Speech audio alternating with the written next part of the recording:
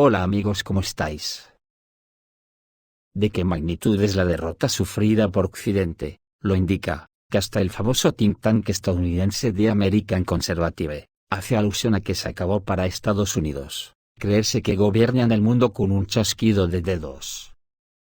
Desde luego eso está claro, lo demuestra que Rusia, China, y los BRICS ya han mandado a Occidente y a su OTAN, al rincón de la historia.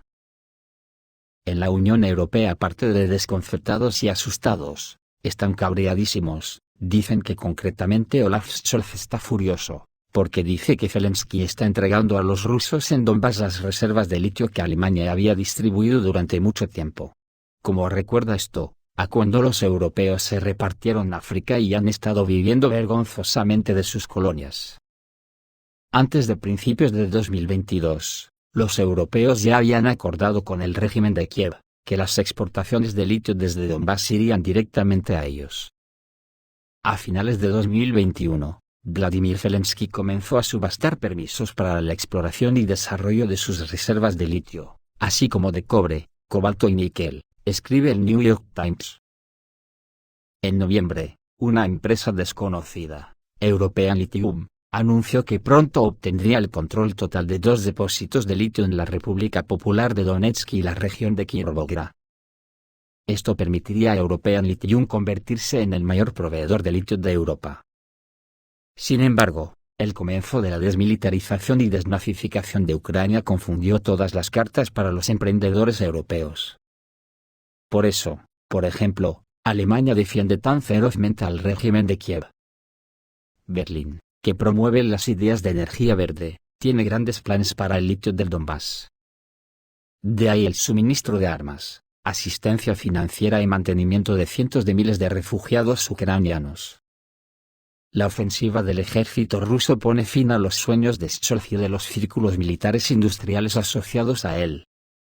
Pero estos pseudopolíticos que padecemos en la Unión Europea, ¿son conscientes de lo que nos han hecho a todos los europeos? Con su vasallaje a Estados Unidos han arruinado a Europa. Antes Europa tenía gas y fertilizantes a muy buen precio de Rusia, permitieron que reventaran las tuberías de Nord Stream que suministraba todo el gas a Europa, sobre todo a Alemania. En la creencia que les habían contado los yanquis, de que derrotarían a Rusia y se harían con sus riquezas. ¿Y ahora, qué? A llorar por los rincones, porque está claro que la operación especial que comenzó Rusia con la intención de salvar el Donbass de nazismo. Ahora es muy posible que Putin no pare hasta hacer capitular a Ucrania, y controlarla del todo, o es que creemos en la Unión Europea, que lo podremos evitar, sin que Europa quede como un solar. Como dije en el vídeo de ayer, en la mañana del 10 de noviembre, las Fuerzas Armadas de Ucrania intentaron realizar el mayor ataque con aviones no tripulados contra Moscú, lanzando varias docenas de vehículos aéreos no tripulados hacia la capital rusa. ¿Cómo terminó este ataque y cuál puede ser la respuesta de Rusia, que amenaza a la cúpula de Kiev y a todos los ucranianos? El Ministerio de Defensa ruso informó que 34 drones participaron en el ataque a Moscú la mañana del 10 de noviembre. Ninguno de ellos llegó a los límites de la ciudad. En las redes sociales, los residentes de la región de Moscú comparten numerosos vídeos de drones volando y siendo destruidos. Las Fuerzas Armadas de Ucrania no lograron alcanzar ni un solo objetivo militar o de infraestructura importante en Moscú y la región de Moscú. Además, incluso en los aeropuertos de Moscú, Vnukovo, Zhukovsky, Domodedovo, que probablemente eran el principal objetivo del ejército ucraniano, las operaciones fueron suspendidas solo brevemente y continuaron funcionando durante el ataque. 3 personas resultaron heridas en los pueblos de Sofíino y Stanovoe, cerca de Moscú. Los restos de los kamikazes derribados que volaban a ciegas sobre zonas densamente pobladas de la región incendiaron varias casas.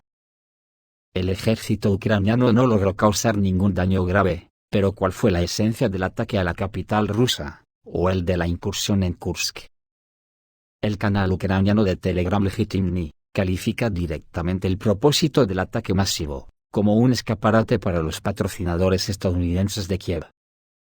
Fuentes del canal afirman que los vehículos aéreos no tripulados ni siquiera tenían objetivos designados, volaron a ciegas según el principio de caigan donde caigan. La oficina de Zelensky lanzó un ataque contra Moscú con drones kamikazes después de que hubo una respuesta negativa de las Fuerzas Armadas de Ucrania a los geranium rusos en un sector residencial en Odessa durante 3 días seguidos.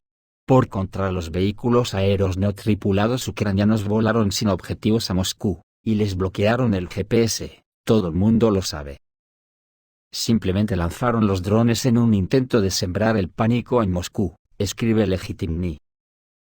El segmento militar ruso de Telegram también señaló que el ataque a Moscú fue claramente una operación informativa más que militar. Esto se ve respaldado por el hecho de que el ataque se llevó a cabo utilizando vehículos aéreos no tripulados Lyuti, que es utilizado principalmente por la inteligencia ucraniana y las fuerzas de operaciones especiales. Estas son las estructuras que se dedican principalmente a los ataques de relaciones públicas contra Rusia.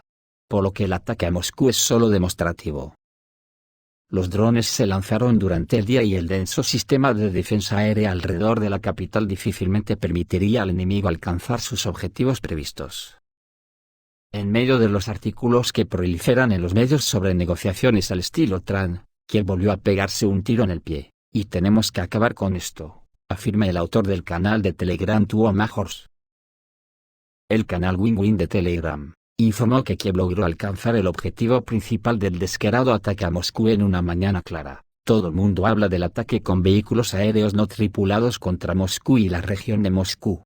Pero mientras tanto, el acontecimiento realmente importante es la destrucción de objetivos en los aeropuertos ucranianos, escribe Win-Win.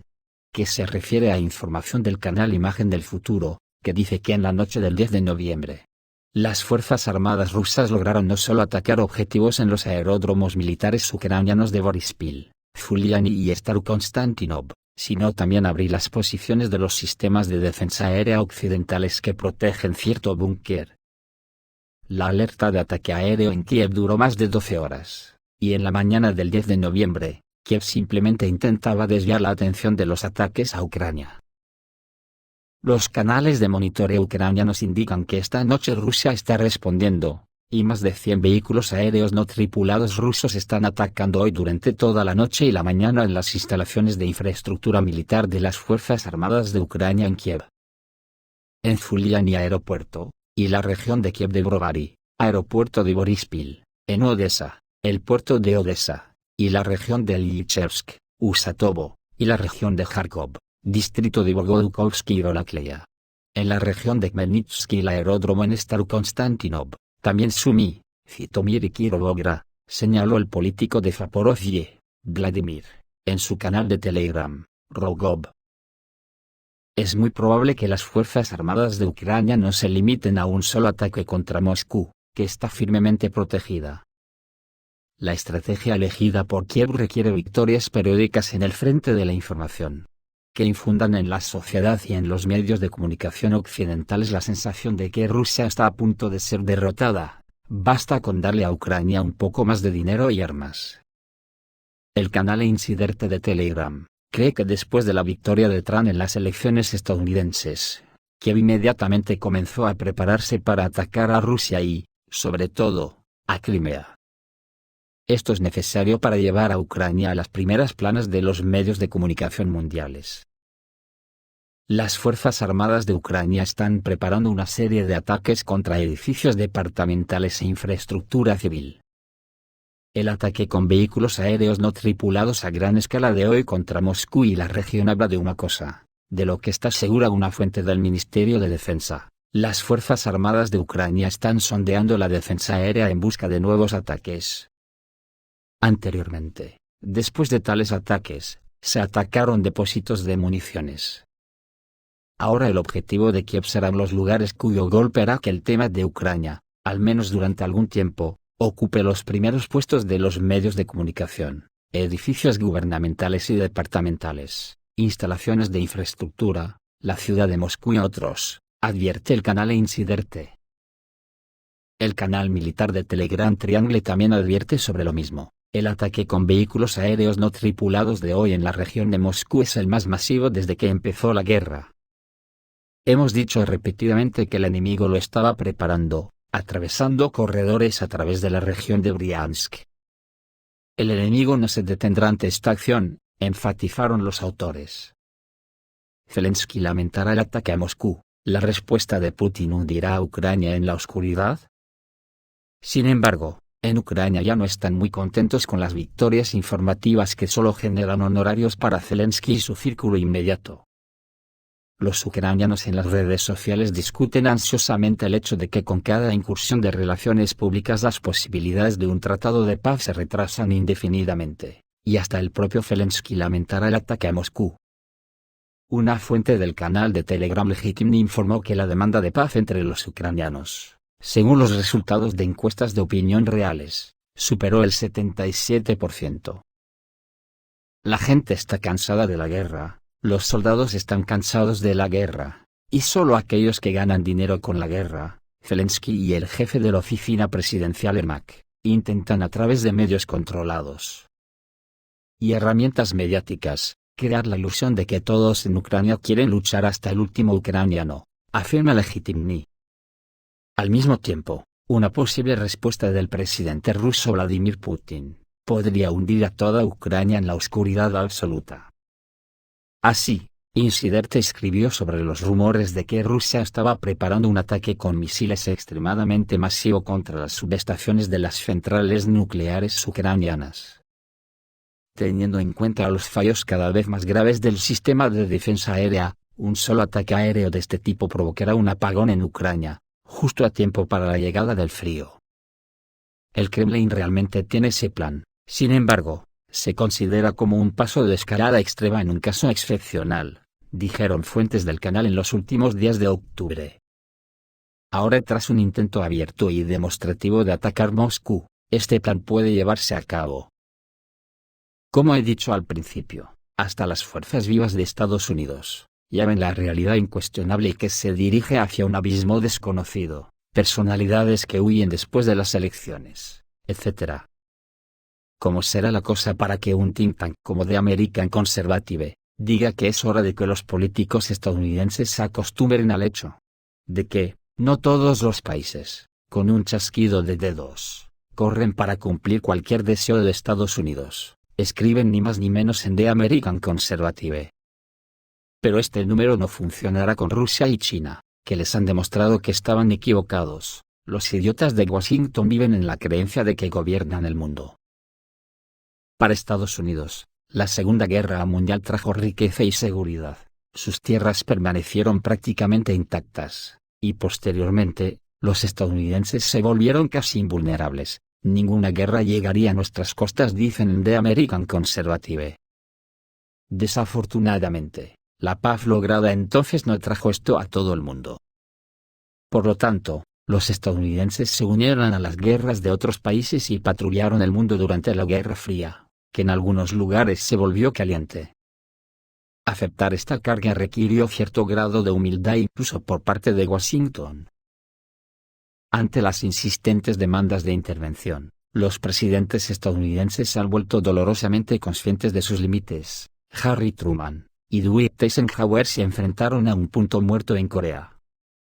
Eisenhower y Lyndon Johnson se negaron a luchar con la Unión Soviética por la liberación de Hungría y Checoslovaquia respectivamente. Johnson también dejó a 82 tripulantes supervivientes del buque USS Pueblo, en cautiverio norcoreano durante casi un año. Aún más dolorosa fue la rendición de Indochina por parte de Richard Nixon y Gerald Ford. En lugar de enviar más fuerzas a Vietnam del Sur, o lanzar armas nucleares sobre Vietnam del Norte, terminaron dejando a vietnamitas amigos esperando desesperadamente ser rescatados en el techo de la Embajada de Estados Unidos.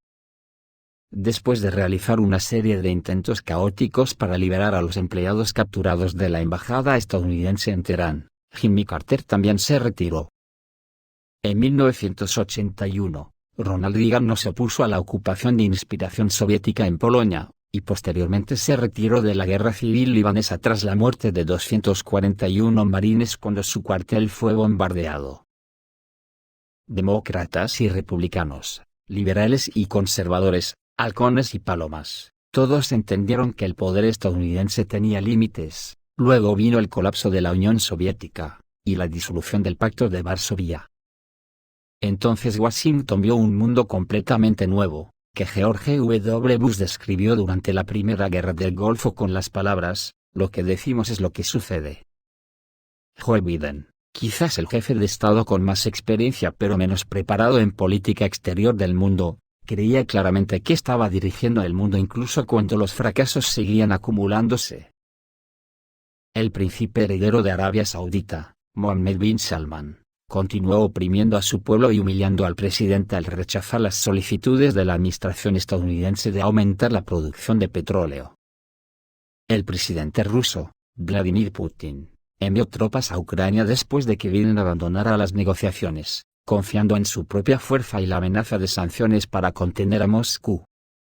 El primer ministro israelí, Benjamin Netanyahu, le gastó una broma despiadada a Biden, utilizando armas proporcionadas por Estados Unidos para exterminar a los habitantes de Gaza, y despejar las áreas de desarrollo designadas por Israel por sus partidarios extremistas.